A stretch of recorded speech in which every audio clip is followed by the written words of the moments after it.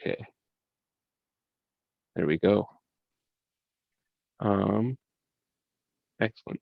So our agenda, so if you don't know, this is Salt Lake City Python. Been around for 7-ish years. We've been online for about a year. Hopefully we'll be in person again very soon, I'm thinking, but we'll see. Started in the back of the coffee shop, essentially at Sugar House Coffee. Saw Joe hacking with Ken on some Django project. We're like, we should do some web dev Python stuff. And then Dylan showed up at the first meetup and he's like, you should just do Python stuff, just all of it. So now we do kind of all of I'm like, it. data's cool. Yeah. And so kind of had a few homes since then, but hopefully we'll be back at the University of Utah for our in-person events once more. And yeah, now we're on the Zooms until then. We have a few affiliate groups. We have Python Utah North, the leader of which is Louis Shabib. He is waving right now. If you want to give a quick spiel on your next meetup up there in Logan. Well, we've been pretty much. Your mic is like very faint. You're coming in one by one. All right. Yeah. How about now? Not that much better. Okay. Well, let's just put it this way. We've been a little bit offline for the last year. We're starting to regroup and planning maybe next month to have our first meetup of post-pandemic. Yeah, and then I think again, as I said, with respect to where our meetup will be with that, it's going to be all about the numbers. So, okay. And I think that link will be updated as that group gets more info. If it's not clear, by the way, Louis Shabib is also my father, so there's the full disclosure there. But yeah, that's why we have a fun back and forth. Let's see. What are some other great groups? Girl Develop at SLC. These guys, they put together some really awesome workshops around the Valley that are related to all kinds of programming, not just Python. The Pi Ladies are another group, always looking for both volunteers to like workshop, but also for anybody who's just interested in learning Python. So great organizations to be a part of. Let's see. There's also this thing, it's the Utah Data Engineering Meetup. Joe leads that. It's this kind of cool group. We talk about data engineering stuff. Getting a lot of great speakers actually lately. And the next one is in a couple weeks from now, 2 Wednesdays from now, we have the author of Dagster. So who's heard of Airflow? Everybody? Dagster is like the new and improved, awesomer version of Airflow. It'll make your life that much better. It's Nick Schrock. It's awesome. He also actually worked at Facebook and wrote GraphQL in his spare time. I think also had a hand in React. So pretty heavy hitter. We're getting, definitely show up if you're interested in seeing kind of the future and present of orchestration frameworks. And those frameworks, they're always in that weird space of like, it's just enough work that you don't want to like do it yourself, but it's like straightforward enough sometimes that you're like, oh, I'm just going to do it myself.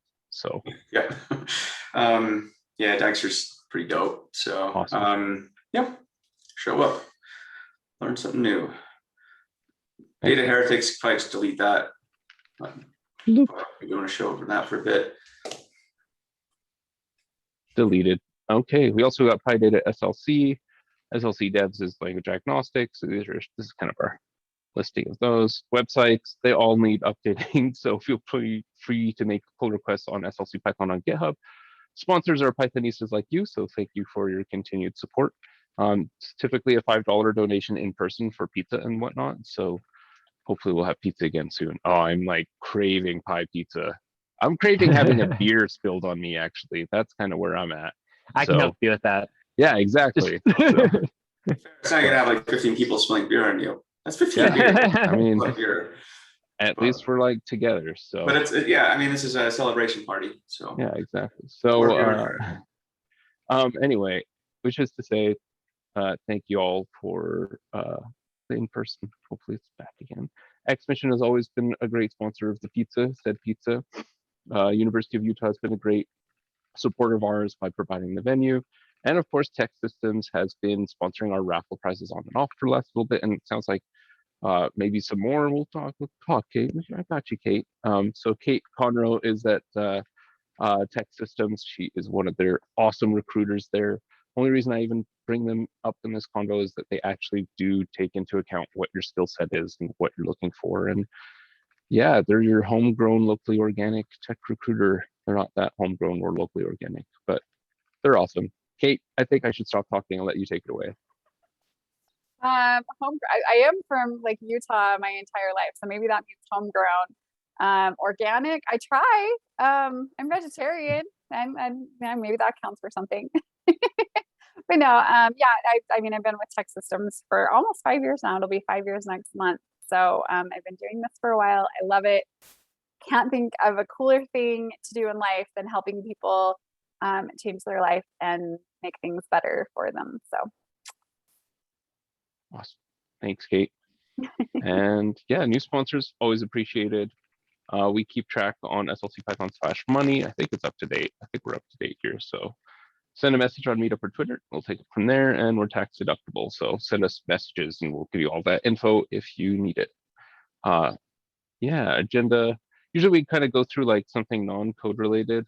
So we're going to do favorite way to cool off in celebration/fear of this heat wave that is coming upon us. Thank goodness for air conditioning.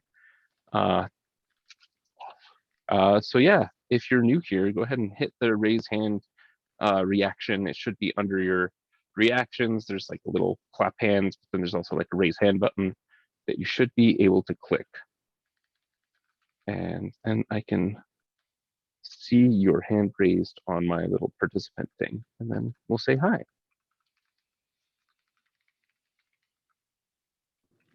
Boom. William, welcome to the meetup. Thank you. Can you hear me okay? Yeah. Nice. I'm a newbie, so I'm just trying to learn Python, and I was told this is a nice gathering, nice people, just want to learn some things. So I'm a recent graduate, and I'm just trying to learn Python so I can one day use it in the workplace. So any ways you can help me out, that would be great. Excellent. Yeah, what's your favorite way to cool off in the summer? Probably a cold beer in the evening time, and maybe going to Seattle, where I'm from, where it's cooler. There you go. I dig it. I dig it. Well, welcome to the group, William. I think we're a bunch of nice people. I think we're very informal, very much like the root of Python as Python's name from Monty Python.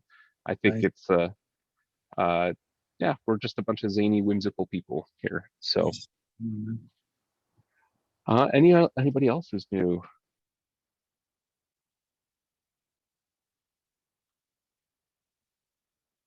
Going once. Really? Going twice. That's unusual. Yeah, that's just fine. Yeah, it's also fine. It's great to have a bunch of returning people. So everybody knows the drill now. Okay, awesome. So who's here been here for a while? You want to just take it from here, MC for me then? Yeah. No. Okay, I'll keep going. That's okay. Who's hiring and who's looking is kind of the next thing that we kind of try to knock out here. Just make sure that we're supporting each other. This is a great time if you haven't clicked on that link to go ahead and do so if you know orgs that are hiring, so that you can put in like links and information about it. So for example, Tech Systems, reach out to Kate Conroe. See, we can edit each other's things. It's great. Python Jobs HQ, always great. Oh, you know what? I'm gonna check something. Actually, I'm gonna double check. I'll find it later. I'm gonna find a link to this year's PyCon job fair, because I think they still have a link somewhere that we can go. Who went to that, by the way? Feel free to raise your hand or like use a reaction. Anybody go to PyCon other than me? So the only one who nerded out. No, going once, twice. I guess not. That's totally fine. All the recordings are going to be posted online in a public forum, so that's awesome. The keynote was really interesting. It covered the whole pipeline that was being used for like more than pixel perfect photography of like Renaissance classical paintings. So really fascinating stuff. The level of cleanliness required in both hardware and software was eye-opening. It was awesome. But yeah, so when it gets posted, I'm definitely going to post a link to that in our Slack. Anyway, so yeah, Python Jobs HQ. I will post another link to the job board there. In Vitae, that's where I work. We do genomics testing. My specific team is hiring. So if you're listening to this right now and you're like, I feel like I could code better than Ferris, that's probably most of you right now, actually. So anyway, I'd love to have you on the team. We do some sweet things like we release we release all of our variants to the public. So that's kind of awesome. And a lot of medical genomics and definitely on the forefront of new and exciting things. And it's Python, it's Django React, which is kind of cool. So you're using Django React to do stuff like genetics diagnostic stuff. So pretty awesome.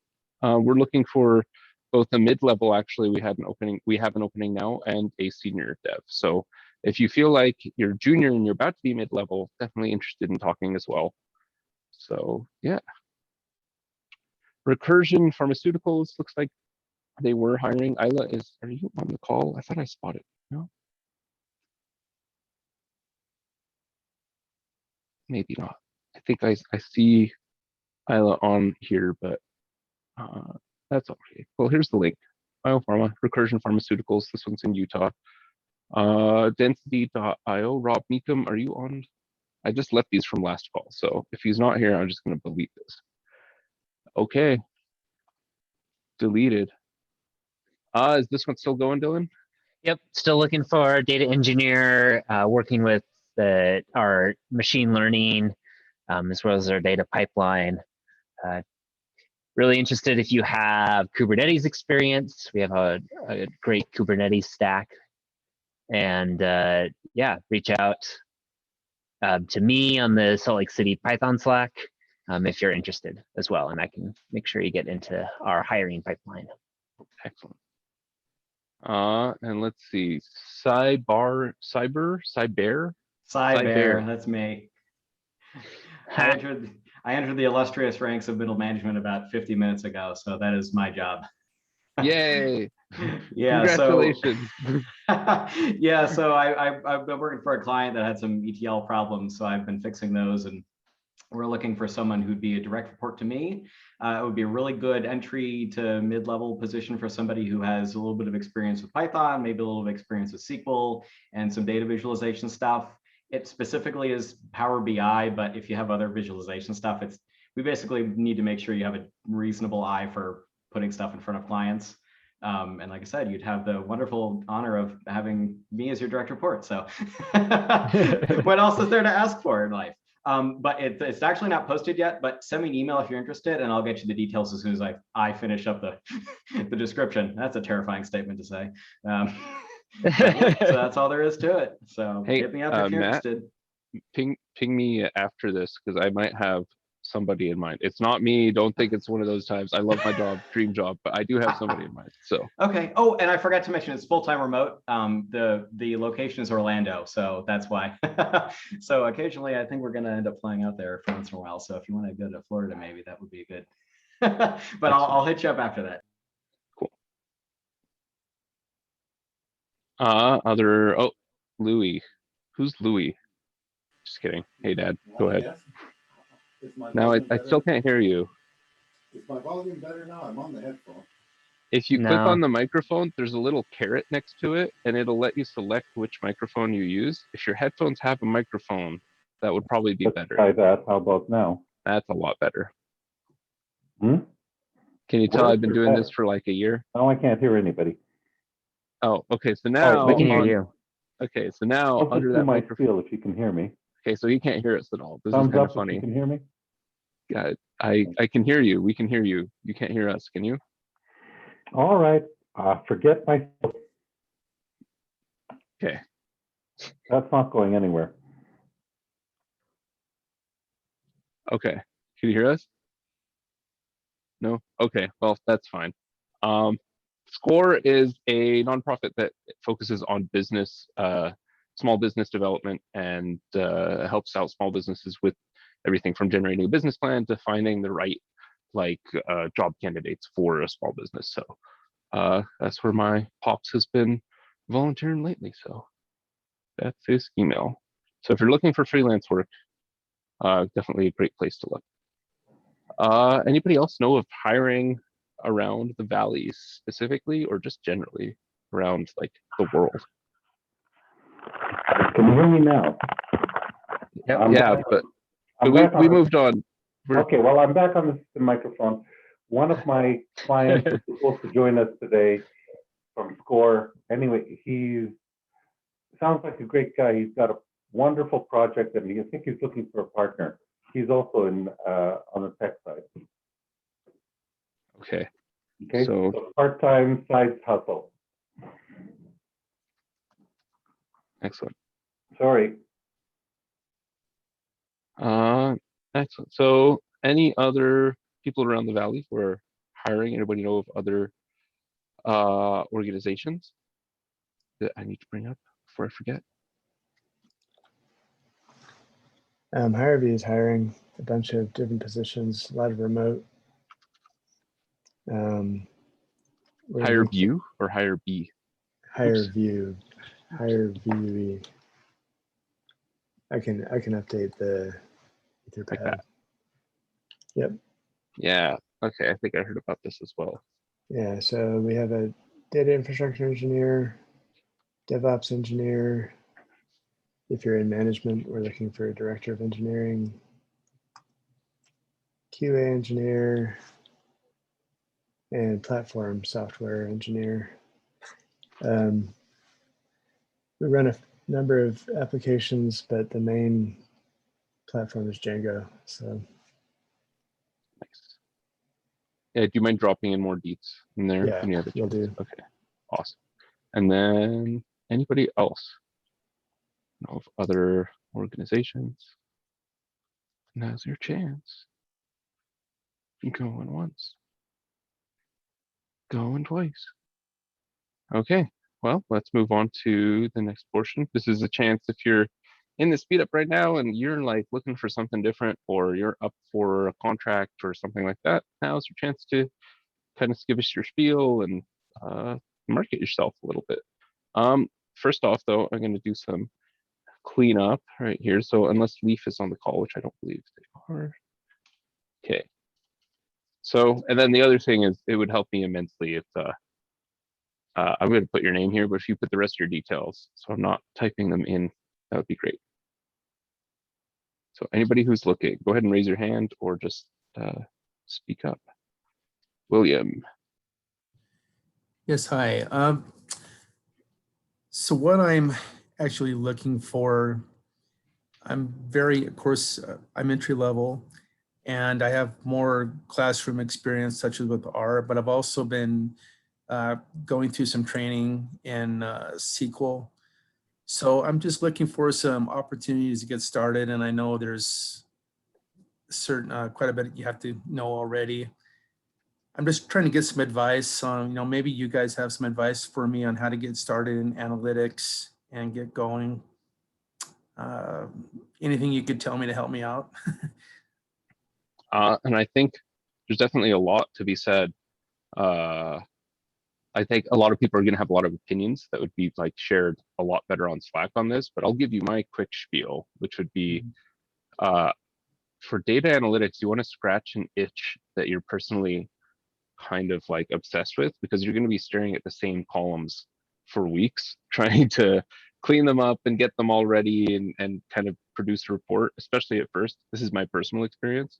So I used Kaggle. I don't know if I'm saying it right, but kaggle.com. And I put up a data set there that I had cleaned up. And in doing so, like, I learned a lot about how to like clean up a data set. And then I used Kaggle's interface to like build a notebook in public.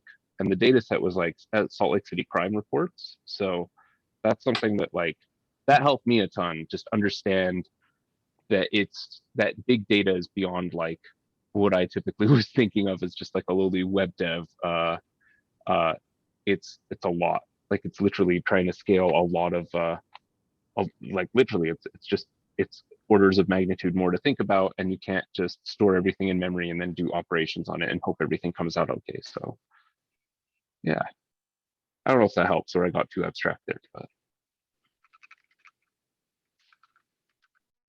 and then William, if you would please, when you get a chance, just go ahead and update this Etherpad. I left a spot right here for you.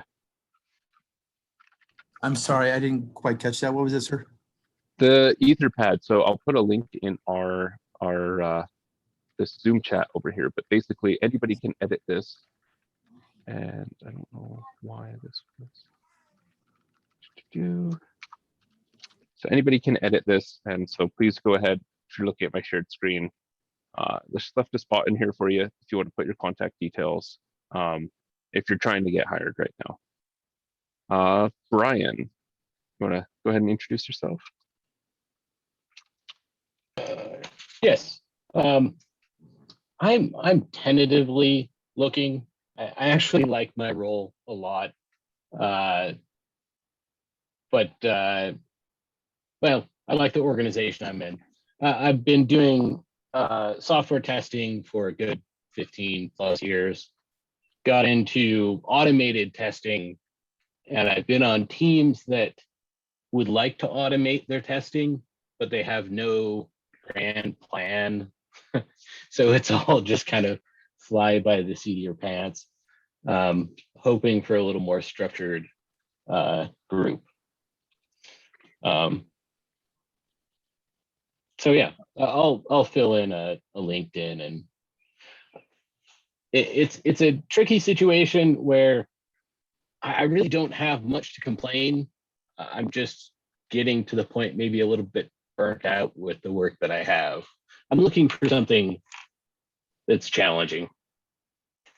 Yeah, that sounds, I mean, you're in the right spot. This is a group of professional development, even though we're very informal like this. But I know personally, something that I was doing pre-COVID was trying to at least score job interviews to like sit down and like make sure I could hash out and still understand what the needs were in other orgs. So even if you don't think you're going to hop ship,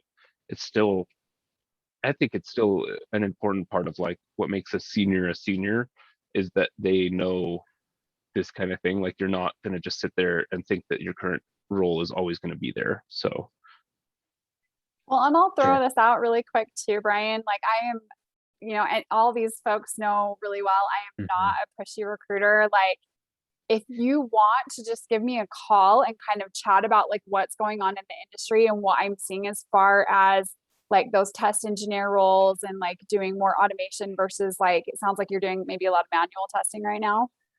Am I right? Yeah. Okay.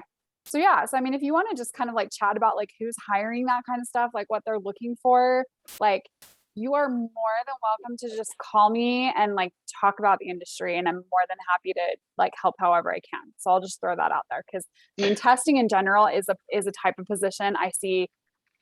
Sorry, Python folks, but way more than Python. So that's something I can definitely give you a little bit of information about in the industry. I would appreciate that. I'll Sure. make sure to post my email. I think you can get me through LinkedIn as well. Sure. Yeah, If you I'll pass me a shoot you a number, connection request, and then yeah, I'll send you over my number, and feel free to call me anytime. thank you. we're mingling, everybody. This is great. Excellent. Let's see. Anybody else who's looking to get hired? Go ahead and raise your hand in the thing, or just speak up.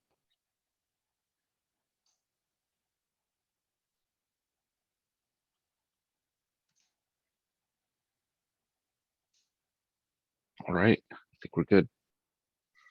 I read a study the other day about how long it takes for people to answer a Slack call, and it was about 7 seconds plus or minus 2 seconds. So been trying to incorporate that in these kind of open-ended questions.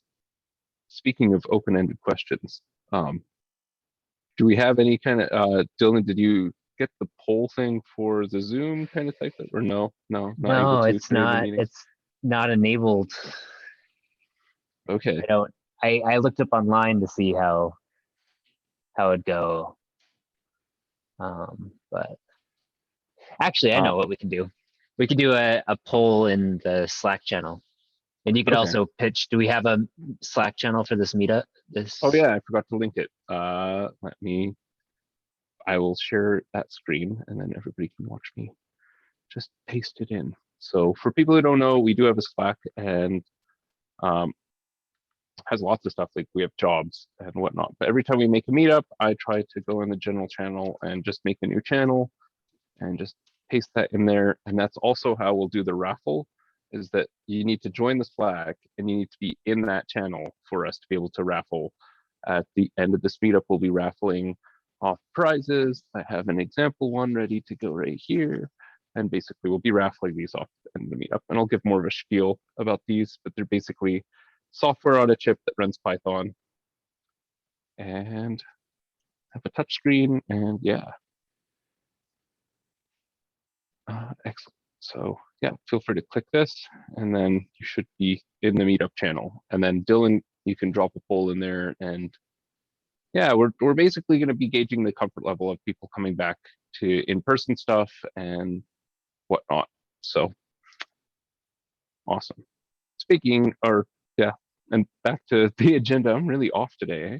Who is looking? Anybody else? All right, going once, going twice. Okay, I'm gonna call it then. Community news 3.9 is out. PyCon is over. PyCon was awesome.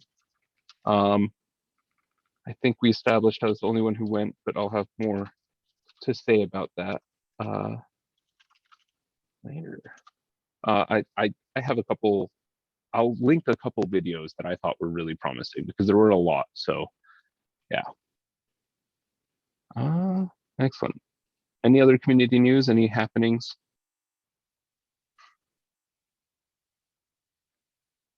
Just like lots of ransomware attacks today, apparently. It's the only We thing might I be can doing think some of. kind of lunch and learn type activities for the data engineering peeps out there, either virtual or in person. I think locally, UDEM I feel has gotten a bit. It doesn't really deserve the Utah prefix anymore, because I think Y'all went global on us. all the speakers have been international speakers for like the last year. So I really want to start bringing it closer back to, Utah's roots and stuff. But it's a balance because we're getting a lot of kick-ass speakers too. So, so if anyone's down, let's talk about that. Maybe even just like a lunch, right? Doesn't even need to be a lunch and learn. Just go meet up with people, because we haven't done that for, seems like 10 years or something. So yeah, it's been a long year and a half. So yeah, so it's like getting back into the behaviors of like interacting with people in real life instead of on Zoom. That's training wheels. Yeah, I tried to mute somebody in real life and it didn't go over that well. So I definitely have a lot to. Yeah. Excellent. So let's see how to even have UDEM lunch and learn. Boom. Any other community news stuff coming up? All right. If not, I'm going to just dive into my Python in 5 minutes talk, which is basically we're going to go to python.org and we're going to launch the interactive shell. Because every time I give my talk, I'm always trying to find like the easiest way to show somebody how awesome Python is. It's kind of been my recurring theme. So this one's for all the beginners out there. Import this. So there's a bunch of Python's really powerful. Simply, I think, and I think this is my thesis statement from now on for why Python is until this changes, and it's because of the community. Meetups like this, I can toot our own horn all day about it, but it is the fact that Python does have a good community structure, both around this meat space thing and also in the code. Code is written in Python for people. A lot of decisions are made in Python so that code is readable by other people. And a lot of the ergonomics behind Python as a developer compared to other language is so that you can write code for other people and use code that's written by other people. So if you go to PyPy the Python package management like library, these are all community like sponsored packages. These are all things that somebody wrote Python code and they thought somebody else would find it useful. A really common one that people use a lot and is request, right? So this is a Python HTTP for humans, and I think it's now part of Python, but it didn't used to be. It used to be something you just import, and it was this easy to get, you know, something like a status code object. So this is the power of Python. I think, let's see. So here's like, we're on, you know, a Python interpreter already. Each line here is a line of Python being executed. So we could do another import just for fun. We're going to import random, and we're going to make something called a function. And we're going to say draw prize. And we're going to say people. And basically, we're going to say we're going to do some code over and over and over. And Python, you know, this is probably the biggest complaint about it by people coming from other programming languages is now I have to hit space 4 times. And, you know, if I'm on this online editor, yeah, of course I do, but you shouldn't be doing code in the online editor. So 2, 3, 4, and we're going to say return, and we're going to say random dot choice people. And, you know, that's a dumb function. In reality, this is just, what is this, a proxy function, almost literally? Yeah, it is a proxy function. It's a function that's basically renaming another function. So in real life, what we'd want to do is, you know, do stuff to like people. So maybe remove Ferris from the list. Yeah, that's a good point. So we'll do this choice, and then people is going to be a string. So it's going to be like, no, actually, let's yeah, we'll see.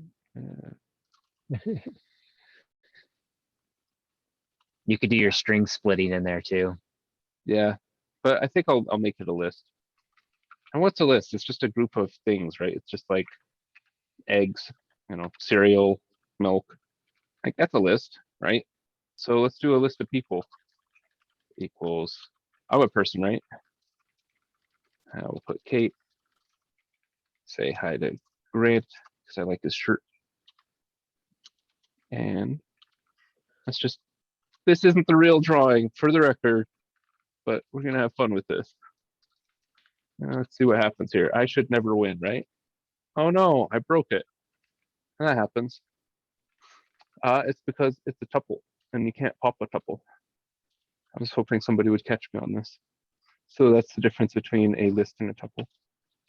Lists are immutable, or are mutable, and tuples are not. So I think this will work. No, it doesn't, because I screwed something else up. What did I screw up?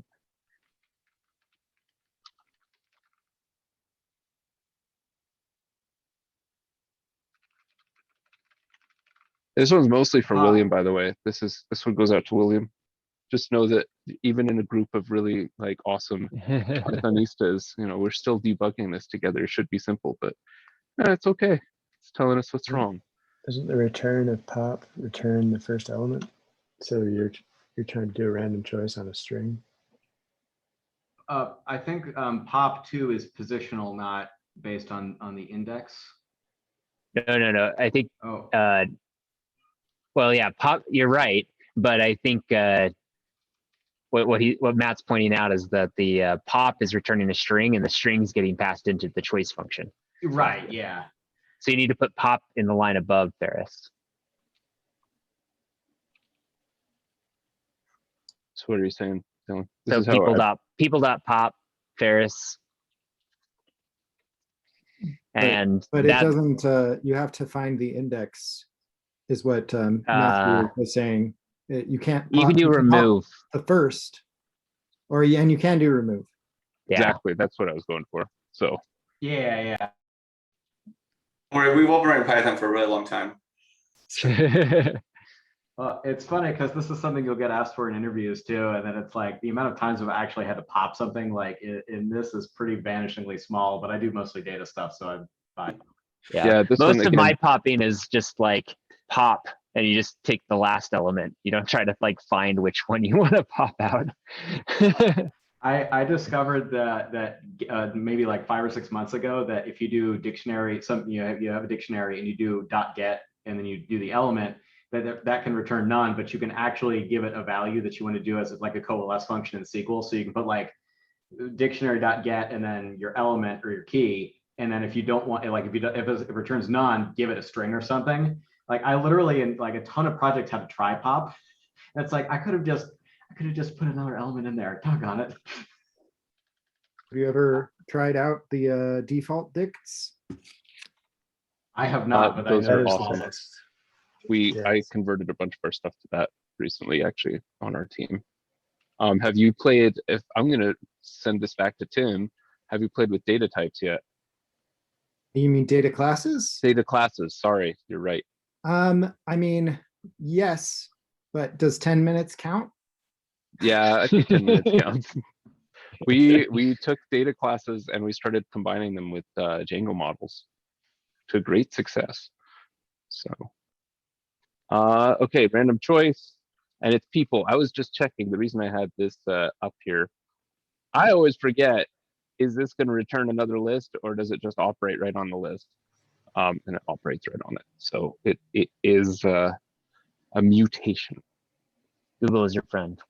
Google is your friend. And by the way, when you Google something, try to go for, the Python docs. Like look for the trusty python.org, and you're not looking at like some blog spam.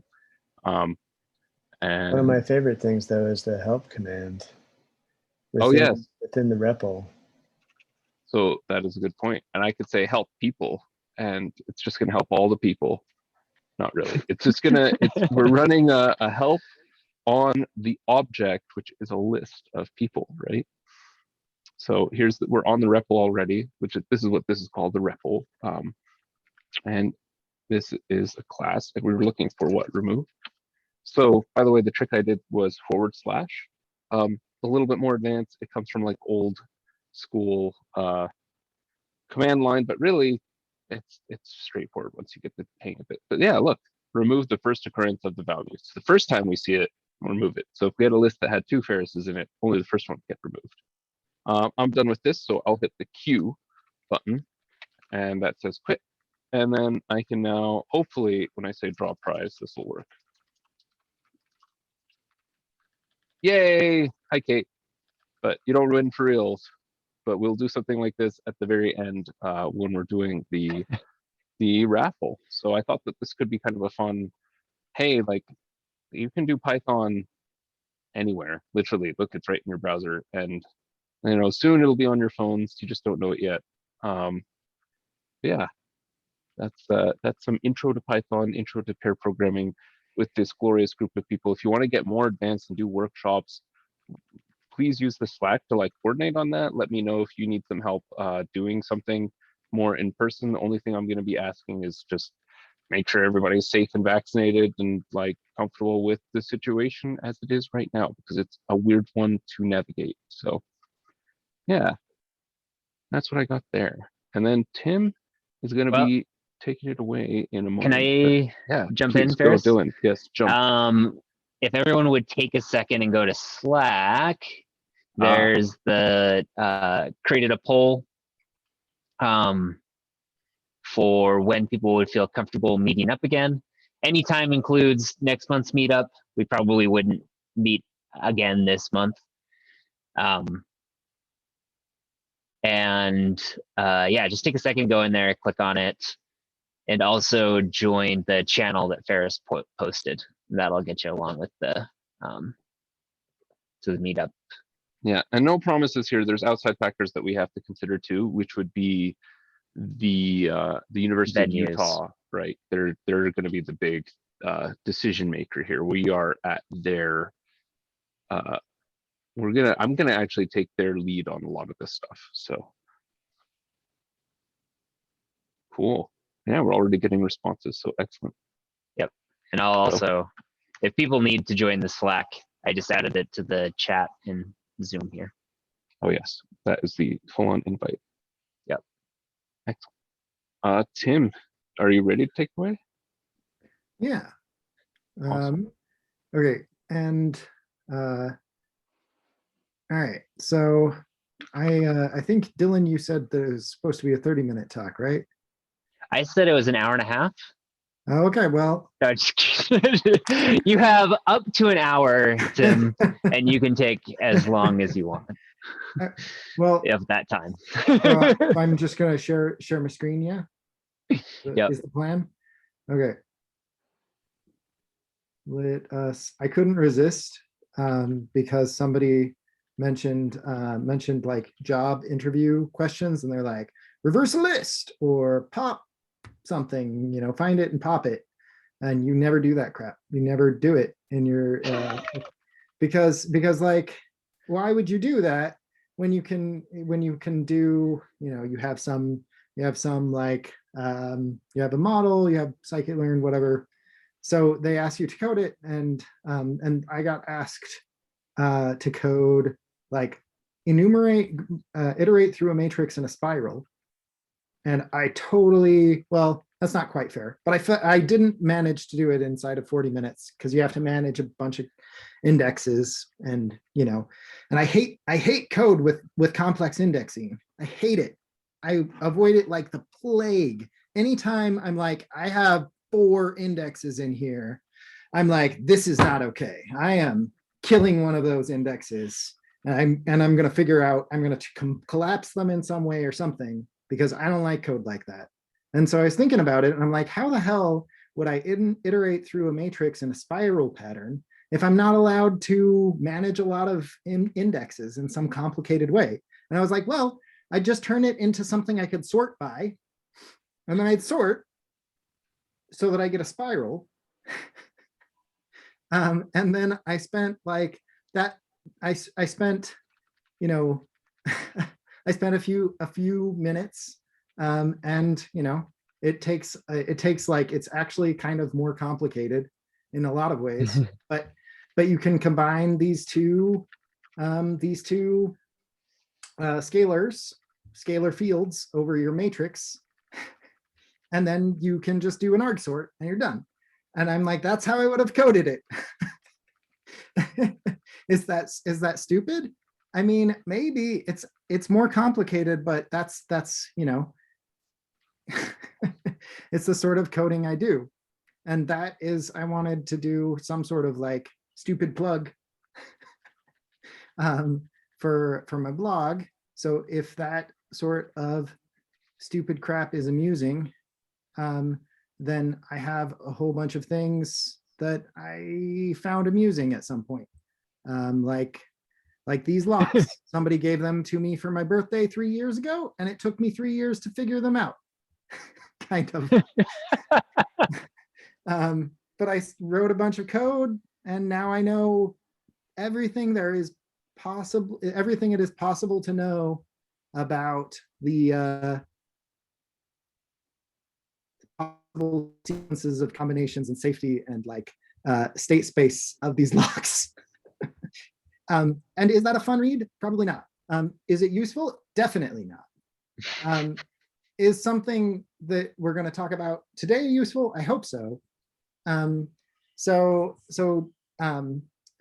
think, I get paid to do deep learning in a certain respect. So I think it actually manages to be a little bit more useful than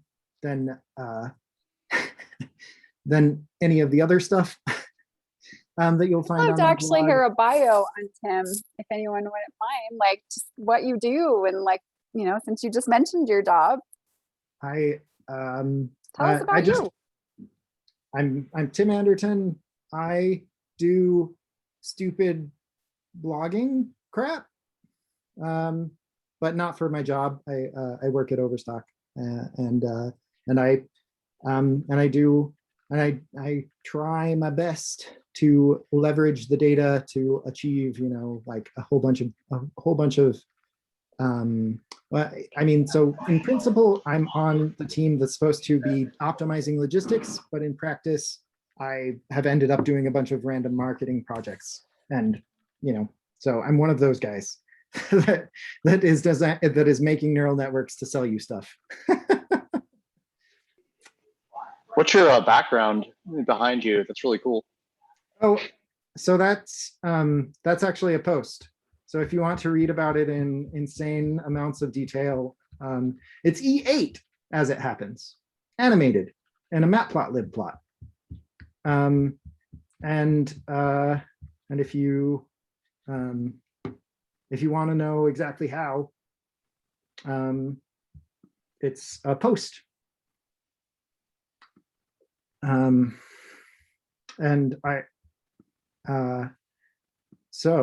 but I spent more time on other posts of mine. And I tried to make this into a proper presentation. You know, Jupyter Notebooks will let you do presentations, but I didn't get, I couldn't manage to get things to show properly, and I didn't activate scrolling, even though I Stack Overflowed it. But we're not going to do this in presentation mode. So I've just got a notebook, and I'm going to just go through it and talk about it. So this is supposed to be deep learning for, you know, like for people who don't know anything about deep learning. I can't help you if you don't know what a matrix is. You're going to have to start there. But if you've never done any TensorFlow or anything, I'm hoping that you can pick it up in some sense. So if you want this, I couldn't get this to work. I don't know why. I am not a web person, even though I play at having a website. I think it might have something to do with my draft settings. So this post, actually, let me do that right now. So this post, if you want, wait, it's right there. What am I doing? If you want to download it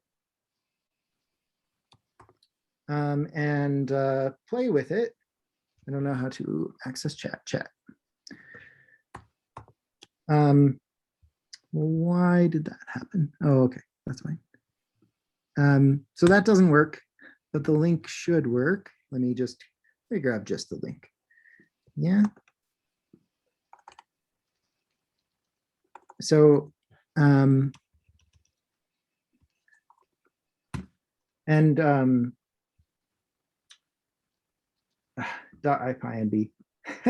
So this is the notebook. This is the .ipynb notebook, and that accessed fine, but wget isn't working for some reason when I do that command, even though the link just worked. It tells me that the resource is not found. I wonder if it's something, I don't know. But you can turn it to HTML if you want to take a look yourself. And I have some notes, which is spoilers, but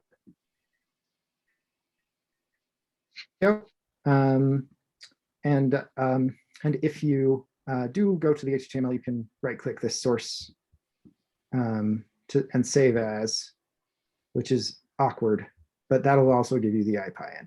Anyway, in case you want to follow along, or just mess with the stuff and say, hey, it didn't work. So what can you do with deep learning? You can do pretty much anything you want to do, but it might be complicated. And people have done a tremendous amount of stuff. There are neural networks that can play superhuman chess, or help computers to play superhuman chess. You can now predict the protein folding structure better than we know how to do in other ways, using neural networks, all sorts of cool stuff. How does deep learning work? And I would say, all right, so here's, if you were to boil it down to how deep learning works right at sort of in the modern moment, someone many years ago would have talked to you about neurons and connections and weights and the strength of those connections. But instead, I'm going to use a completely different language. So you have some you formulate some problems so that you have inputs and outputs, which can be hard. Like how do you formulate chess as something to predict, an output to predict from a board position? And that turns out to be something hard to do. But if you want to look it up, the paper on AlphaGo is interesting. And they figured a way to turn it into something that you can label and then predict that label from the board state. And then so you take and propagate activations, which are just vectors, or more or less, through your network. And your network consists of layers, and each job's layer is to mix together its inputs somehow.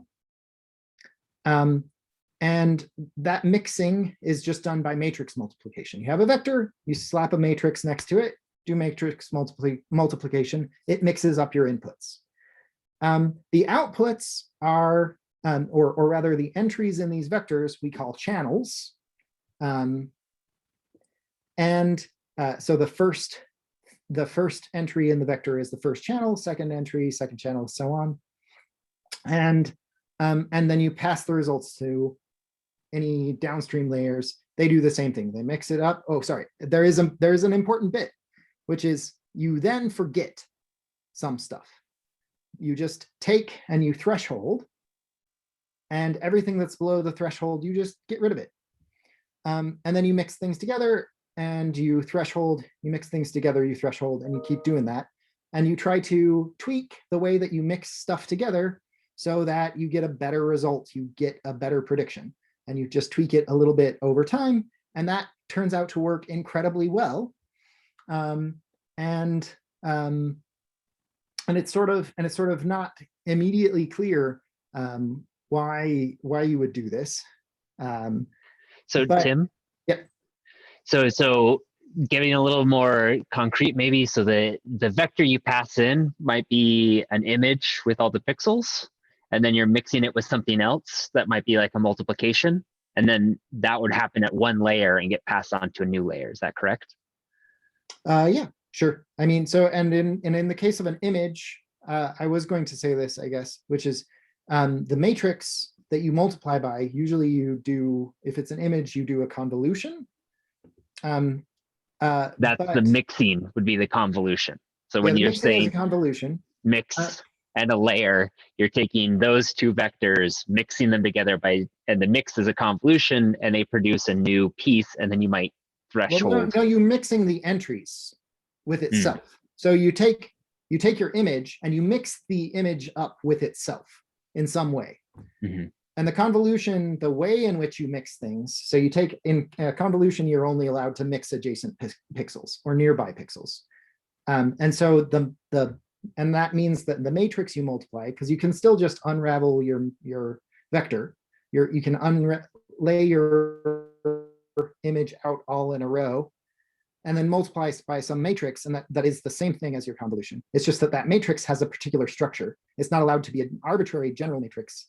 It has some specific structure where you have only non-zero entries for neighboring pixels.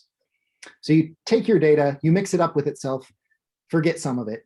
Take your data, mix it up with itself, forget some of it.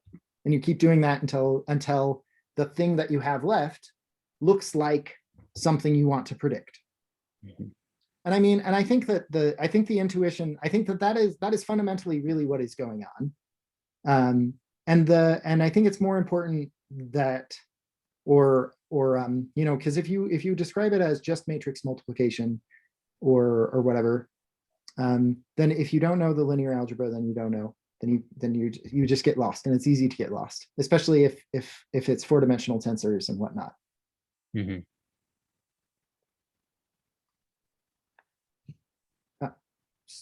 So why the hell does that work?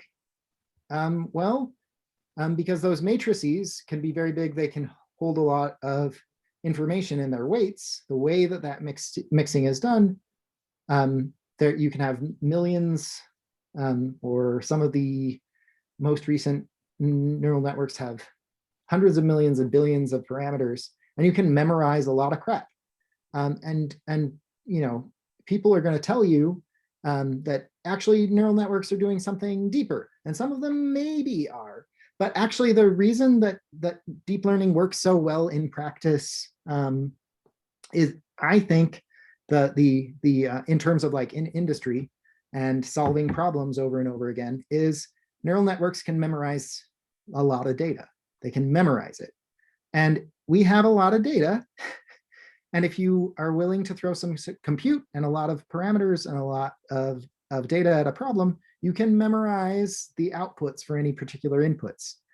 And then it just becomes a matter of how do you collect the labels for your data that you want, which is a solvable problem, but it doesn't sound like artificial intelligence, and it doesn't sound very, you can't get people hyped about that. We can memorize. But there is a cooler thing about why neural networks work and why deep learning works in particular.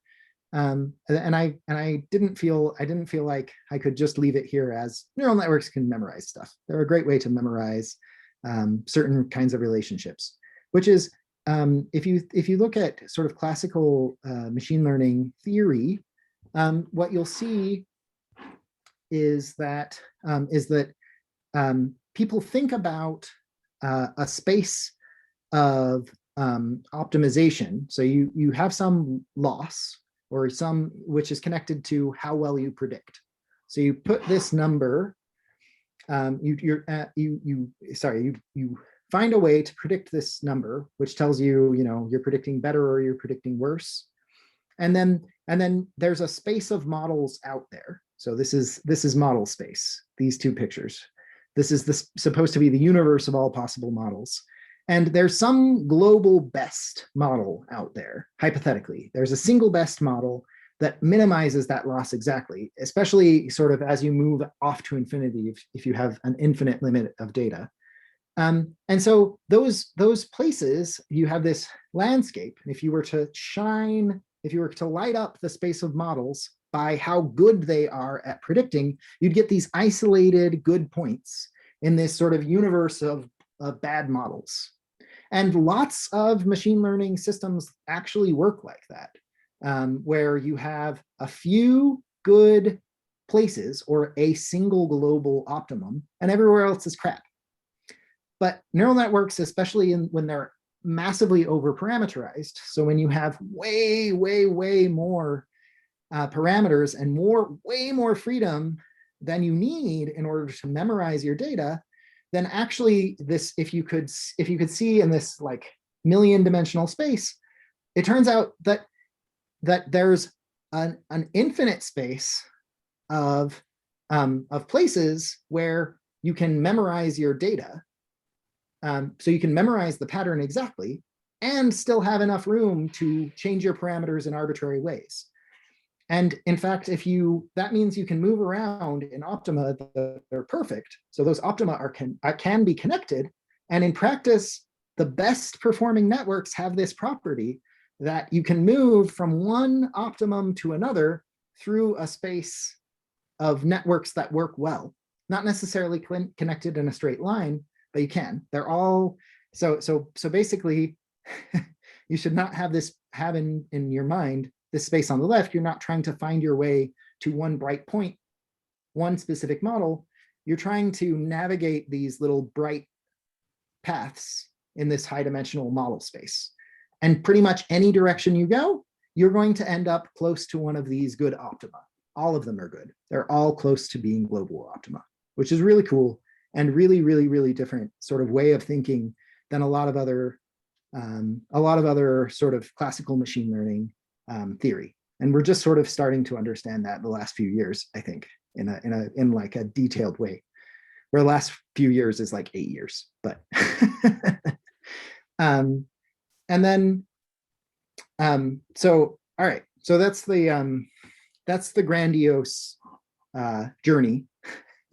Now let's get our hands dirty and make some neural networks.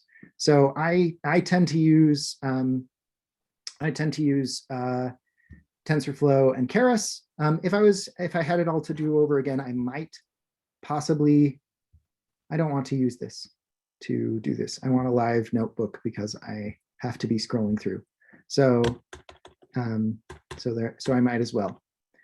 The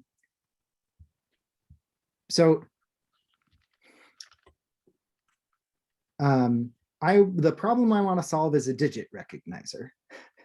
And now everybody starts with a digit recognition problem, but the famous digit recognition problem is MNIST. It's handwritten digits. And I'm going to solve that. That's too damn complicated for me. I can't solve that and analyze it and make sense of it.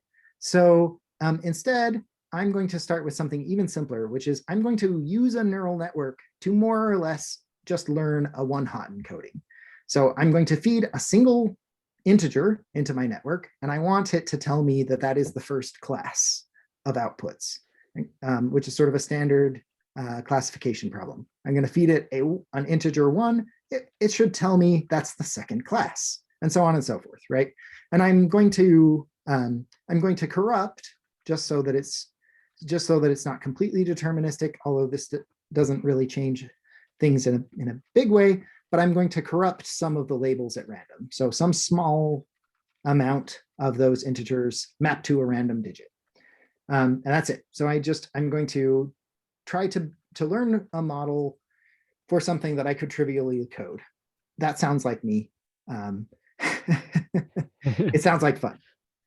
I'm gonna fix some random seed so that I always get the same data sets, generate some train and test data from the same distribution as each other, so there's no sort of drift or anything. And I'm going to make this sort of actually, in a lot of ways, a more real world kind of problem than MNIST is, because MNIST has a perfectly balanced set of labels. And I have never, ever encountered a real world data set with a real world problem that I'm solving that had anything like a balanced set of labels. It just doesn't happen. So one of these labels is much, much more common than the others, and they fall off exponentially. And I put them into, I snap them to the nearest integer. I've just sampled some continuous exponential distribution. I snap them to the closest integer and corrupt a few. All right, now to a neural network. All right, great. So neural network, I need some set of inputs. And I just say, I got you a vector of length 1 that I'm going to pass you in as an input. And then these dense layers represent that matrix multiplication. And after I do matrix multiplication, I add a bias, which sets a threshold for what to forget. And then I forget everything below 0. Right? So I add the bias so that my threshold is at 0, forget everything else. That's the Relu activation. And this is the sort of classic 2-layer network. So famous result, this is good enough, right? If I made this number of units in the middle, I need just a single hidden layer with a lot of different features, a lot of different channels, and I can approximate any function. So if I made this, 10 million, then I can learn absolutely any relationship between my inputs and my outputs in principle.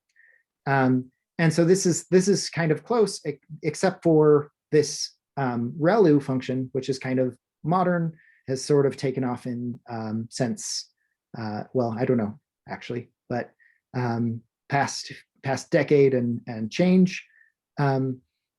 It looks like a very classical neural network. That turns into some hidden set of features, and I use the term hidden just because it's not at the input and not the output. So somebody looking at this model as a black box never sees these. And then I turn that into a set of probabilities using a softmax, and then collect them, and I pass out my model, and that's it. So that's our first neural network. So Tim, on this neural network, you described them earlier as vectors getting mixed together through different layers. Can you describe that with this code? Yeah, so so this is the first mixture. So I take a vector, which is just a single digit, right? Just a single scalar number. So it's a vector of length 1, which is not much of a vector. And then I mix it by multiplying by a matrix, which is which has 32 rows and then 1 column. And so I take, in other words, just 32. And the 1 column's from that input shape, right? Hmm? That input shape. Yeah, this is telling you're me saying vector, 1 column. Yeah, I give you a vector of length 1. And then I say, I don't know what this matrix is, but I want it to have 32 outputs. So I have 32 buckets to put things into once you've mixed stuff up. Once you mix the inputs up, I have 32 buckets that come out, or 32 channels. This language of units is coming from, is coming from sort of traditional neural network logic and thinking. And then when I do this, when I pass it, I call this layer. This layer's job is to remember that it's a transformation, matrix transform. And then when I call it, I connect it up to the activations it's supposed to act on, and it figures out what matrix shape it's supposed to be. So that's a 32 by 1, and it turns it into a bunch of outputs. And that's also thresholding. That's a tensor that it outputs, right? Yes. Yeah. Yeah, which is like a stack of matrices. It's a, yeah. Well, in this case, it is actually just a matrix. Yeah. So it's a single matrix because it was 1 input, 1 vector, and then 30. So the dimension of that single matrix is the 1 by your vector length by 32. No, Okay. It is batch size. So the number of examples passing through the network, and that's always the first dimension. Well, it doesn't have to be, but it's always the first dimension is batch size. So the number of samples. And then the second dimension in this case, and I'm just going to ignore all the other dimensions. So there's no such thing as tensors here. There's only matrices and vectors. And so the second dimension is just the number of dimensions of your vector space. So I have a number of samples in a vector space, and that's it. And so I'm passing matrices through, yes, my network, but you could ignore that and think about it being like 1 vector at a time and just ignore the first dimension. Because you chose to have it only be 1 feature, essentially. Only be 1. No, this could be 512. And then it's a 512 dimensional space, but it's a rank 2 tensor. So it's a matrix with 512 columns and then number of samples rows. Right, but then when you apply it to that dense layer, your units give it a 32. Well, this is after. So after the action of this guy, I will end up with 32 columns. So this is just, I have matrices. At the beginning, I have a matrix which has 1 column. After I act using this, I will have 32. And after I act using this, I will have the number of classes columns. And I said Relu and softmax, and Relu activation is just the maximum of 0 and X. It's sort of the most gentle possible nonlinearity in a certain sense. And it works extremely well because it's practically linear everywhere, except for just at that 1 point at 0. And it's very effective at forgetting, which turns out to be a bonus. And then and then a softmax is just a way to turn things into probabilities. You got a vector, you want to turn it into probabilities, you put it through a softmax, you're done. It's a probability now.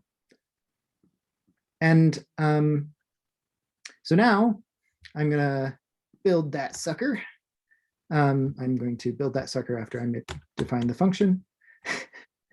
And I've got this massive neural network with 394 parameters and 2 layers. And the architecture is rather simple. It just feeds into the layers feed into each other in sequence, nothing fancy. And I'm also not going to make any weird choices with respect to my loss. There's all sorts of numbers that I could be optimizing. And the standard is to use categorical cross entropy in classification problems. And I'm not going to think about it. I'm just going to use it because it's the standard for classification. And the industry standard sort of optimizer, so the thing that figures out how to change our mixing weights so that we can incrementally improve our predictions, is Atom. And I'm also not going to think about it. I'm just going to use it because it's a best practice, basically. And now I want, I mean, really, I should have done this before I did any of the rest of it. But depending on, I wish I actually kind of hadn't run that just now, because because I have no GPU on this machine. I was running this, I ran this on a machine with a nice GPU. And this doesn't have well, it has a GPU, but it doesn't have a GPU that TensorFlow recognizes. So everything's going to take some time. And you want to make sure, because even if you have a GPU that TensorFlow recognizes, you might not actually find it. Maybe you have a problem with your Docker configuration. You forgot to run it with your NVIDIA, runtime NVIDIA or something. Maybe you have a driver problem and it could recognize your GPU, but the drivers are old or something like that. I've had all sorts of these problems happen to me and been thinking I've been using the GPU when I haven't at all, because of whatever, stupid reason. So don't let that happen to you. You should, when you set up an environment and you're going to start doing training, you should check whether or not it can even see your GPU at all. Then you just crunch. You make incremental changes and try to change the weights in your network so that you make incrementally better predictions. And it looks like we start out with this cross entropy, which is really high. It's dropping over time. My accuracy seems to have plateaued at 7250, so 72%, which doesn't seem really all that great considering that this was a really pretty easy problem to solve. And while you're doing that, if you actually have a GPU and you are running this model and it's going to take 2 or 3 hours, you also want to check that your GPU utilization is high. Just because you're using the GPU doesn't mean you're using the GPU effectively. So if you look at the GPU utilization, and you can do it with this command line tool, and it's 5% or 2%, you're not using your GPU to accelerate your calculation. You're just sitting on an expensive GPU and wasting your money and time. You want to get your utilization up, or else there's no point. And that's its own talk, all on its own. How and why to do that. Okay, but we've got a model. Woohoo! 72%. Is that good? We actually know what the data was. We know how it was generated in this case. So we know it's not good. We know that 95% accuracy is possible because I corrupted just 5% of the labels. And otherwise, the mapping from inputs to outputs is deterministic. So 72% is crap. We are not learning this deterministic mapping. We can do better. But in the real world, we don't know that. And we might be like, oh yeah, 72% accuracy. I think we should call it a day. But and if there's one thing, this is why this was the picture at the beginning of this talk. If there's one thing that I could say that that you should do, to take away from this, if you're doing machine learning, it's that broken clocks are the best clocks. And the reason I say that is because broken clocks are right 2 times a day.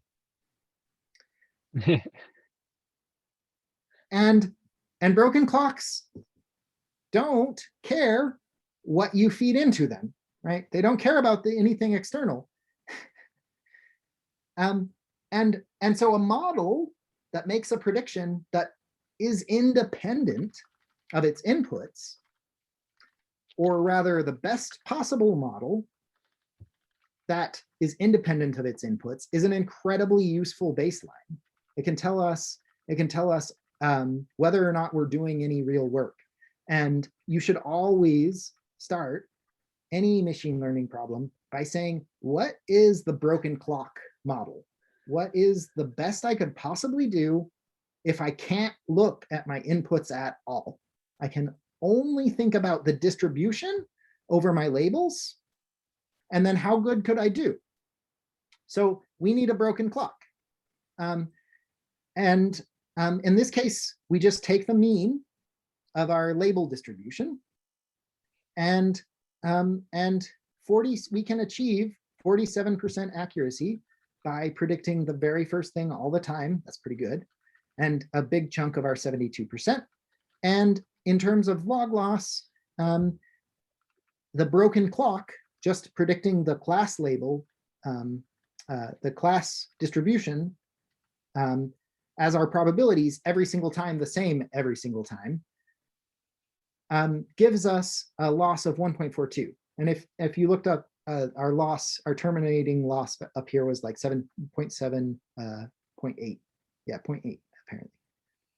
So that's good. We at least are doing something. We learned something.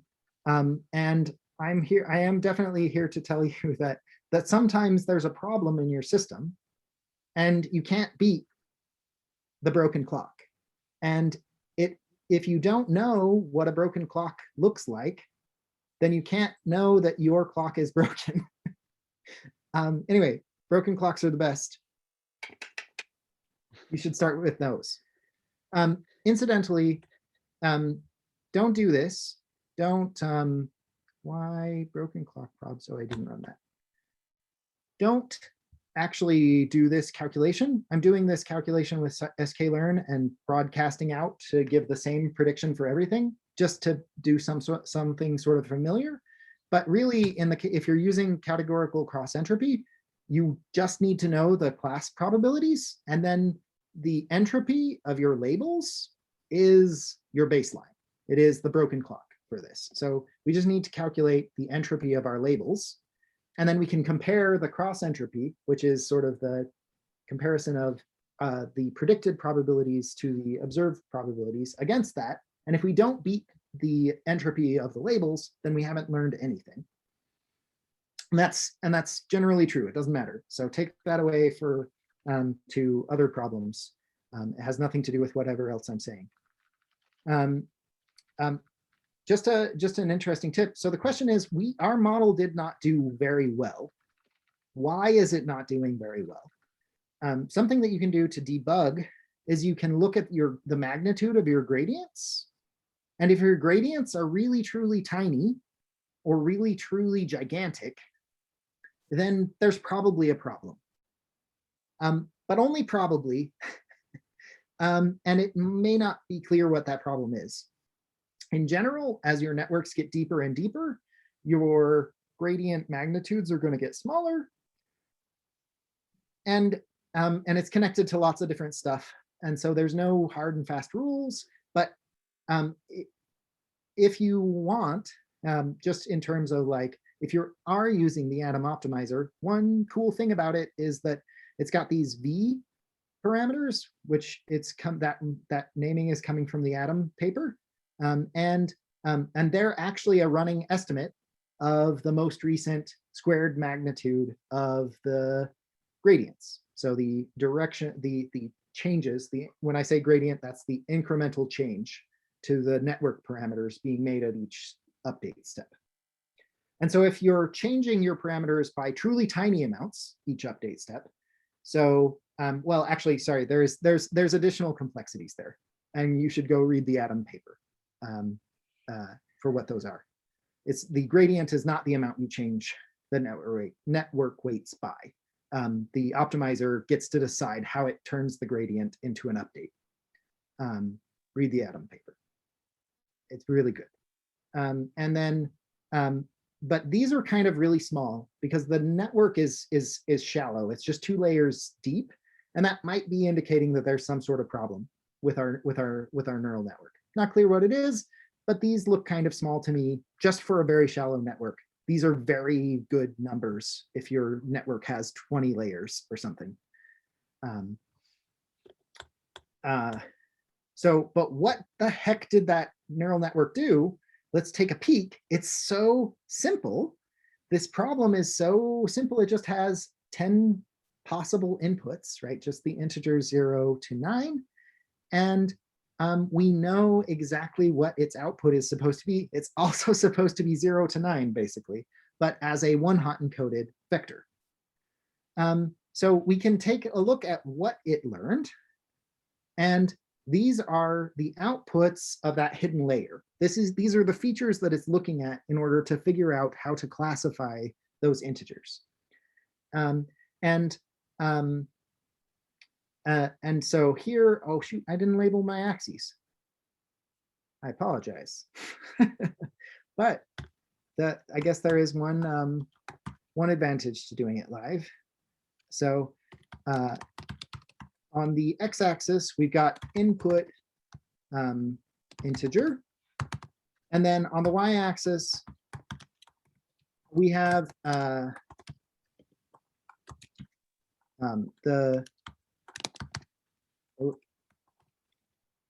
value of the feature, or you might use it sort of equivalently the word channel in neural network land.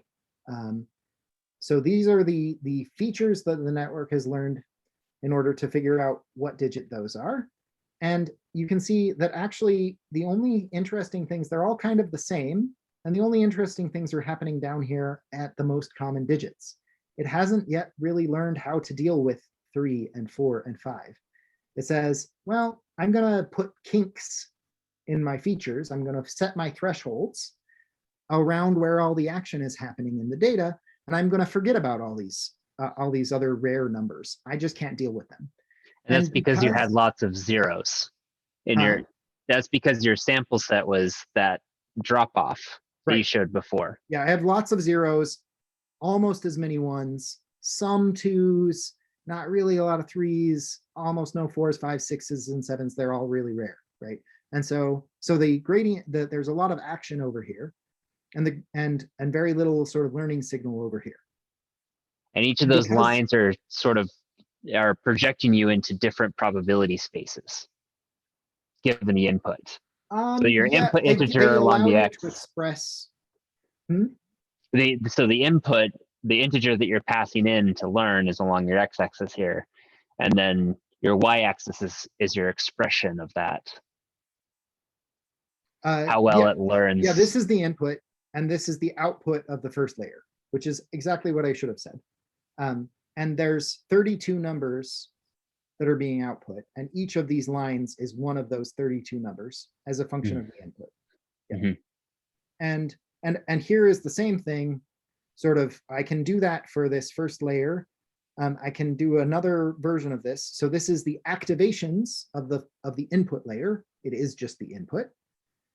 Here's the activation map of, I mean, well, in order to look at the activations of a neural network, you have to grab them. So I'm just going to call that out. This is one way you can do it. It's not trivial to figure out necessarily if you're new. So this is a nice little function. You can't always use it on really large networks because it'll run you out of memory. But for this network, it's not a problem. So here's our activations as they run through the network as a whole, and we can see them for each each possible input. So each possible input on the Y, and then again, there's 32 numbers and how they change as a function of the input. And these get passed in, get mixed into the output.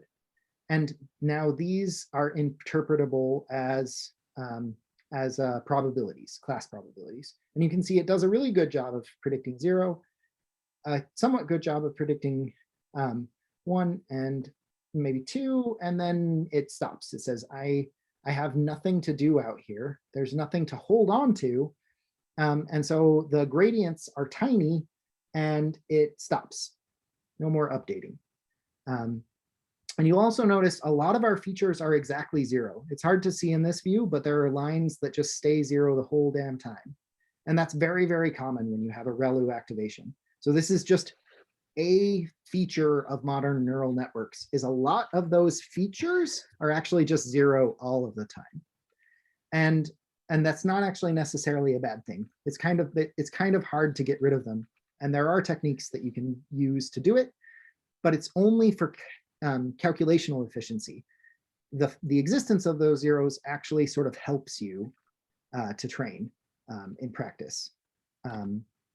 And so, but now that was crap. Like, I have a better idea of what's going on, but I am not satisfied with that 72%. I can do a better job. I can solve the one-hot encoder neural network problem. I can crack this egg. So I'm going to code things up a little bit differently. So I would not have coded that previous function. I just wouldn't have written it that way. I was sort of designing it to be a pedagogical example, so you could see things all broken out. But I like to make things a little bit more easily parameterized. So I think about some architecture, some idea of the things I might change, or the way that I might connect up my activations or my inputs, how I might treat those different inputs in different ways. I parameterize those things. I make some function that I can tweak easily, and that gives me reasonable networks back. In this case, I just want to change the number. I just want control to change the number of columns in each of my feature maps and the number of those feature maps that I sort of chain together in sequence. That's it. That's what I want.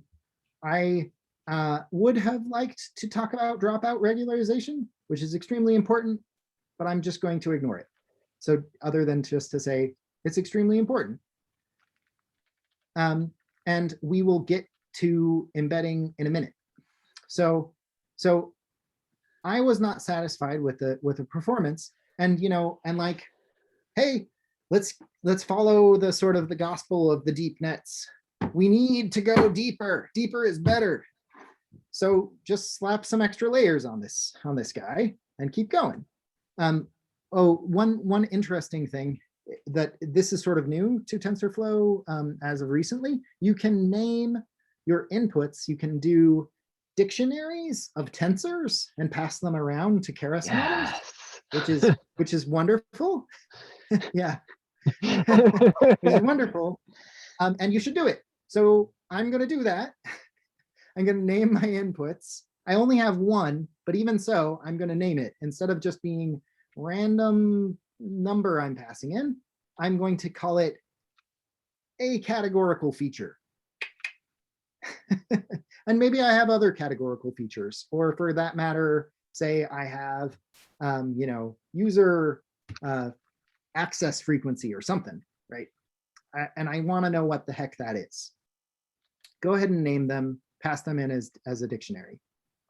In order to make use of that, I have to transform our data a little bit. So I make our data cooler by making it a dictionary. And while I'm at it, I'm going to just lump the compile step into the function that builds my network for me, so I don't have to worry about it. And I was comparing a one-hot encoded output, or sorry, a vector of probabilities to one-hot encoded labels, but that's actually very computationally inefficient. So if you're ever doing that in practice, it's actually worthwhile probably to use what's called a the sparse categorical cross entropy instead. And it's just much more computationally efficient, but otherwise it's the same thing. And so now I can train a cooler model on cooler data.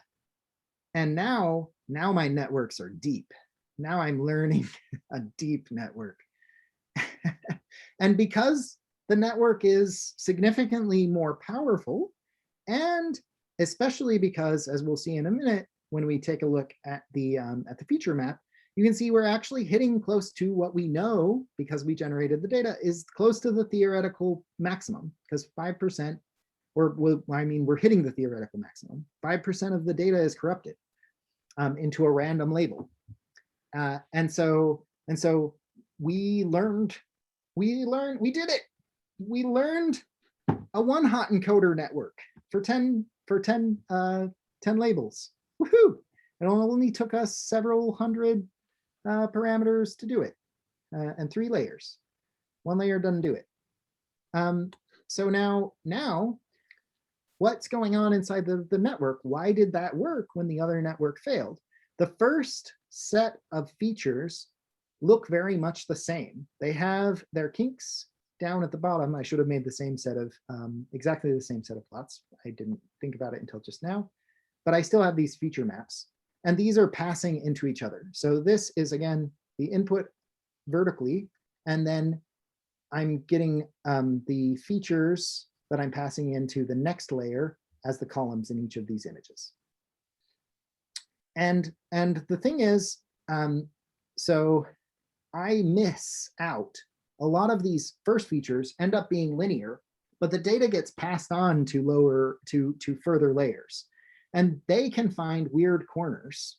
There's a lot more capacity, and I get the chance over and over again. All these 0 features don't really hurt me. My data is getting passed through sort of directly because I have 32 channels. So it's way more than enough space to spread out that single number that I put into the first layer.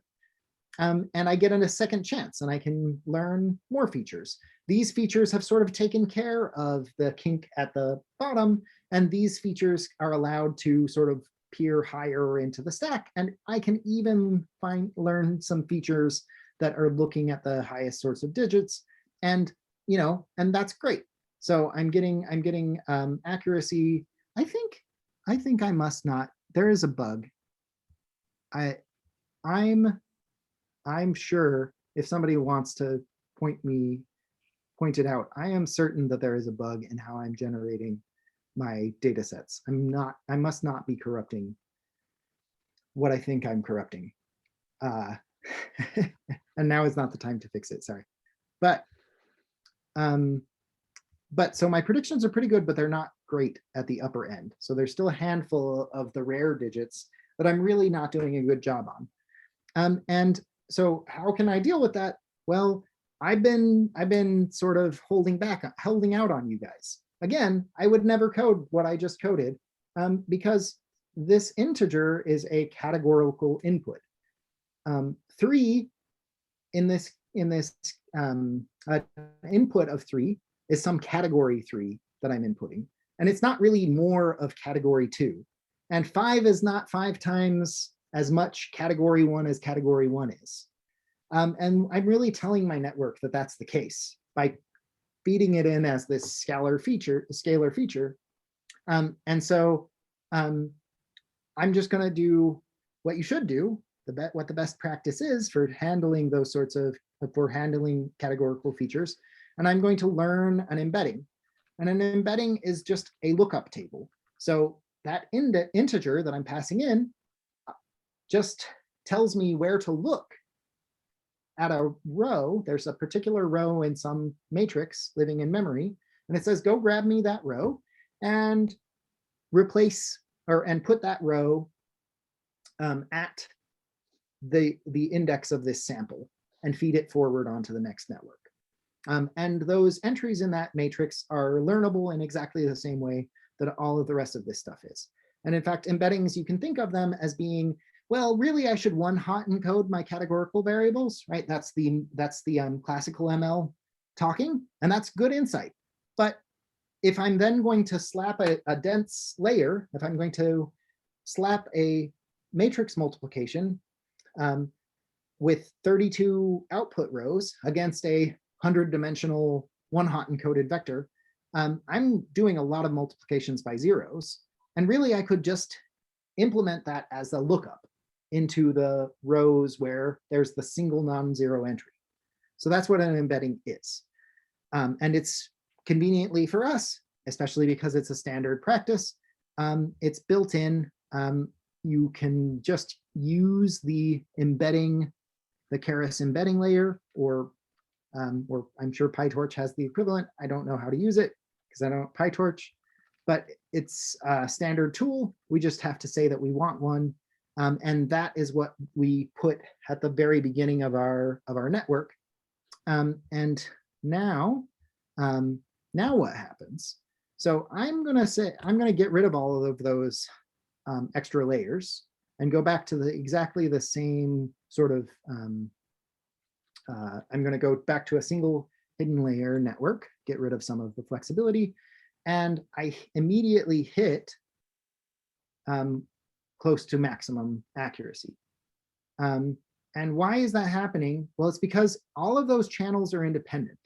So here, I'm mixing together, I've mixed together I've tied together my ability to classify an 8 with my ability to classify a 2, so that the features are really competing with each other. And there's no free reign to say, every time I see a 9, that's a rare signal, and it should get some corner of the network all to itself. And now with an embedding, I have access to that immediately. Every time a 9 shows up, there's a few parameters in the network that are owned entirely by the existence of a 9 showing up.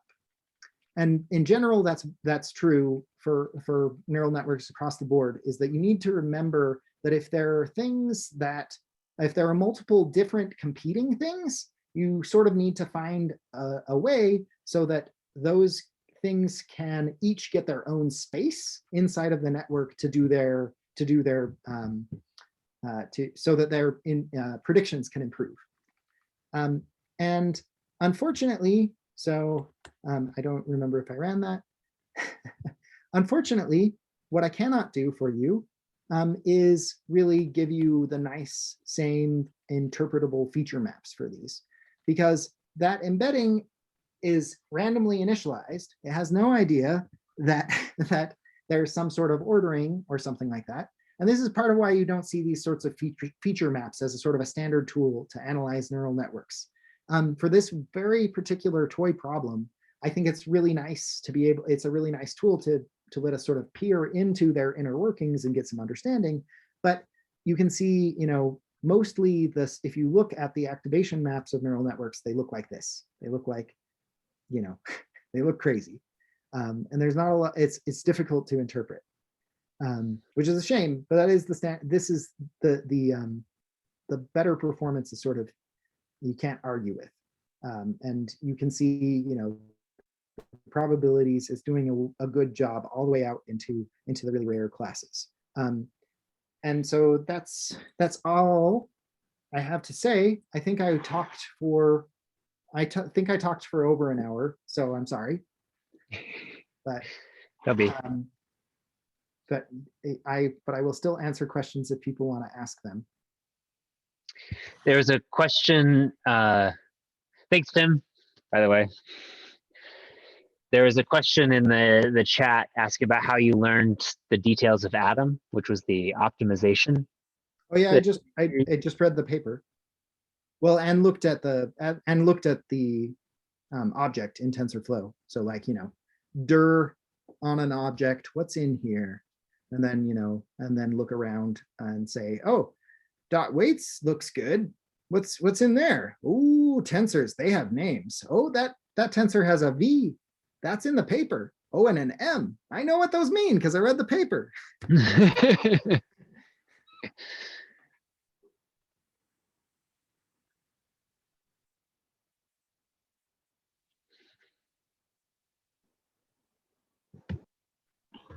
I got one, but I'm kind of I've never done this before, but just to go back to the very beginning, you feed in a 1, 0, 2, 3, 4, whatever. Why does the computer not just immediately recognize it as a 1, a 2, or a 3, or a 4? I didn't even grasp the beginning concept. Well, suppose that I had played a trick on, or not played a trick, but suppose that I had randomized my classes. So for the plots that I did later, I wouldn't want to do that because then you wouldn't be able to see the patterns. But let's say that I told you, fellow actual intelligence, as opposed to artificial intelligence, if I said I have mixed up the digits, okay, and I've done some remapping, and I'm going to tell you what class this digit is, and I say, here's a 6, but it's actually class 8, and I've also corrupted some of them, so that's not enough information. You can't just instantly know the moment you see 6 to 8 that's the mapping. You have to suss it out, and it's still an incredibly easy problem. I mean, it's trivial. Got it. Okay. Thank you. Yeah. Tim, I think I might have figured out, looking at your generation function. I think maybe because you're using 0.05 and you don't have a ton. Well, I think it might just be randomly, like when you randomized it, you just didn't get very many. Oh, 0.005. Is that right? No, it was 0.05. That's 20. So like, I mean, right, that's 50. There's no way that's actually 0. Oh, but could be low. Yeah, I guess it could be actually. I tried playing around with that and then got one that had like 0 random numbers. Right, that had no errors, right? Yeah, had no fractional corruption. Right. Just because it's random. Okay, that's fair. Okay.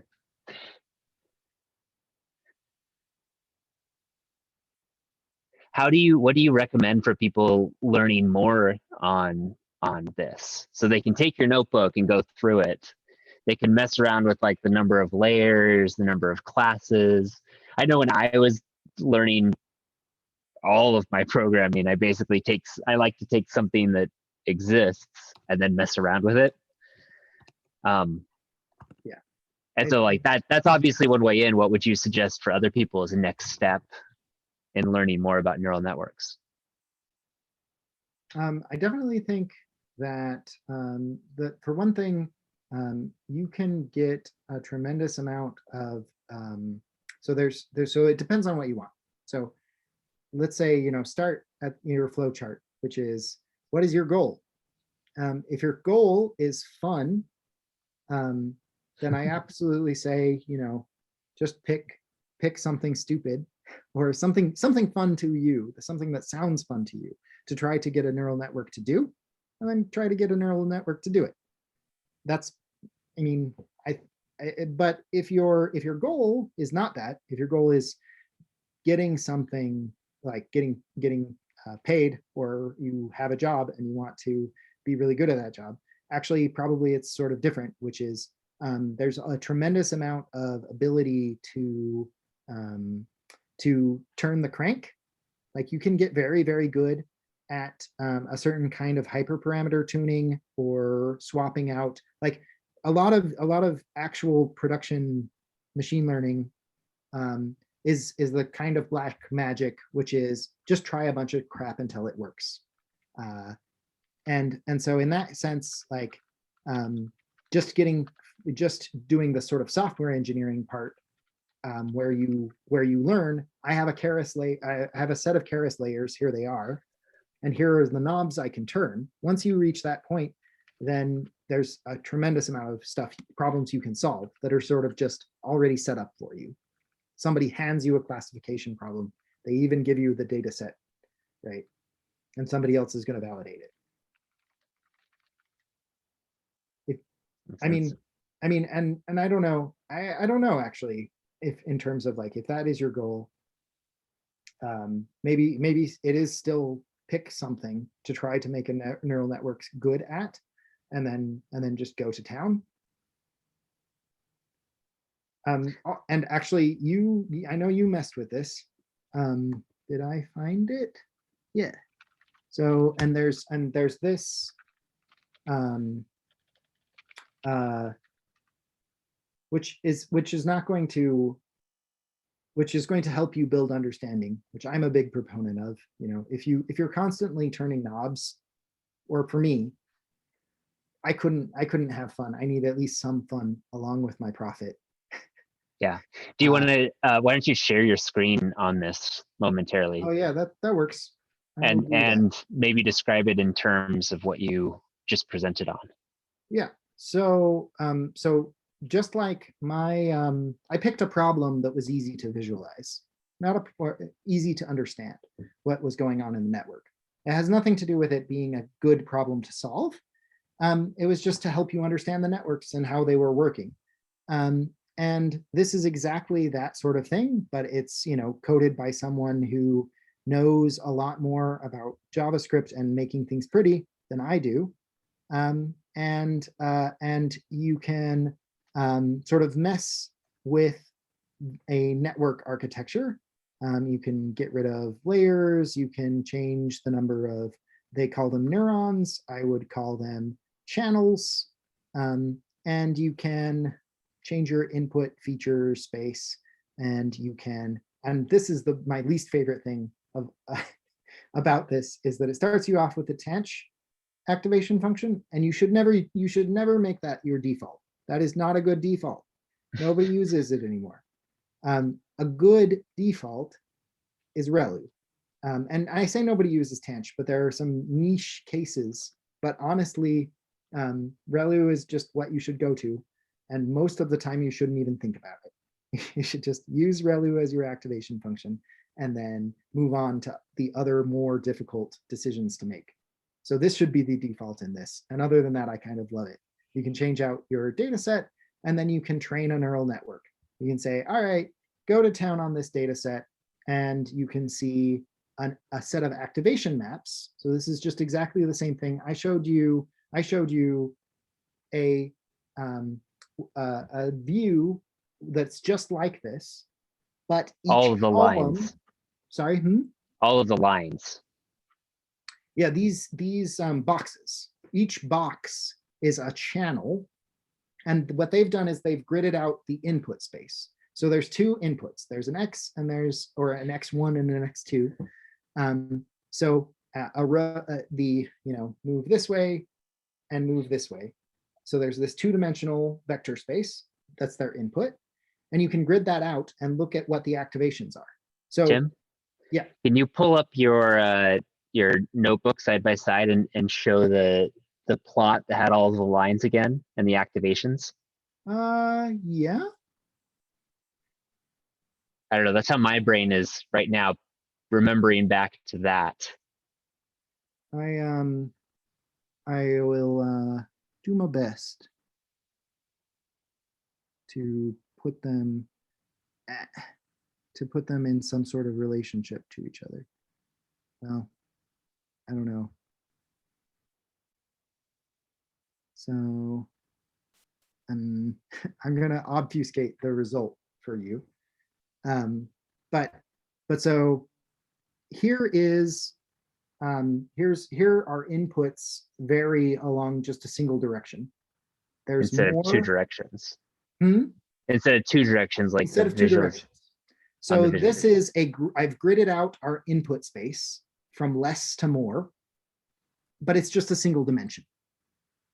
So there is no extension in this second axis. And then I visualized the activation of the network. And for the input layer, the activation is actually just the input. I haven't done anything to it yet. And then what I did was I said, okay, I'm going to keep the axis. So the y-axis still represents where I am in input space.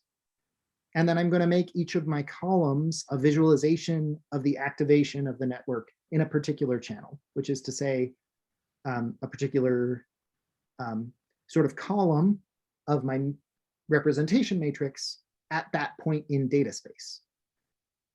And they've done exactly the same thing here, but each of these boxes represents a plane, a 2D plane of input space for one particular feature or one particular channel of the network. And you can sort of see, you know, the only thing you can learn with one layer is where to break. So there's some line, and above that line, you are in the not thresholded part of the ReLU, and so you increase. And otherwise, you're on the other side of the line. You're on the other side of the threshold, so you are 0. And then you can combine. Now that you have these as features, you can mix them up, and you can turn them into different sort of shapes. And so, yeah. And if you, you know, maybe that's more or less interesting. It takes a while for it to get going, and then you can sort of see it starts to learn in particular channels. It starts to learn shapes that you can sort of put together into a spiral or something that kind of sort of approximates it, unless this particular configuration is no good, which it looks like maybe it's no good, or maybe I just have to wait more epochs. And the different pieces on here, you had your parameters that you were talking about along the top, like your activation functions, and the layers. The output, that output value is what would be like the result of the atom optimization, right? The value that comes out of, oh no, that's just your well, it is, it's your loss function that you're trying to optimize. You're trying to no, minimize well, so that. the loss function, so this here is, yeah, is the number that I would say goes into the atom optimization. Oh, or, yeah. Or really what happens is this number you calculate. I guess this is something that I didn't talk about at all, but there's this whole sophisticated sort of mechanics of how to calculate how the loss function would change if I made a little change to my parameter. And so for each parameter, if I make just a little bit of an increase, how would my loss function change? Calculating that turns out to be kind of requires sophistication if you don't want to, oh man, that one network is going to town. Epic 1400. That's pretty. Sorry. But yeah, so that gradient gets passed into the optimizer, and the optimizer says, you know, in the case of atom, it kind of multiplies it by an amount which depends on how much fluctuation it's seen in that parameter in terms of the direction you want to go recently, in a way that, yeah, like I said, it's a great paper. It's very well explained, so you can just read it, very readable.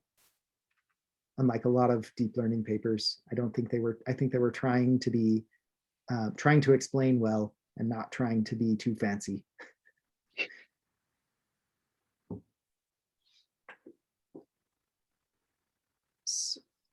But yeah, thank you so much for I really enjoyed putting this together. It was fun to think of. You know, I don't think about this stuff really anymore, because I just sort of assume, and it was really fun to be like, how can I turn this into something that seems that I can communicate. Yeah. Well, we appreciate it, Tim. Thanks. Should we stop the recording now and do our raffle prize, Ferris? Yeah, that sounds good. I'm gonna send more clapping emojis. And More thanks clapping again, emojis. Tim. I mean, it wouldn't be a Tim talk if we didn't go in like 9 different tangents, each of which is like amazing to study and think about and like meditate on. So I always enjoy a Tim talk. So thanks again. Make sure you link your background as well if you haven't already in the Link Get his Meetup blog. channel. link it in the Oh, chat. okay. Yeah, That yeah, was- put it that in the was linked. Slack I will as link well, the so we have it for particular- like, yeah. If everything gets put on the Slack and on the Etherpad, then we have it for lots of people to take a look at, especially if they're joining us in the future via YouTube. So yeah, thanks again, Tim. And then Dylan, did you get the recording or? And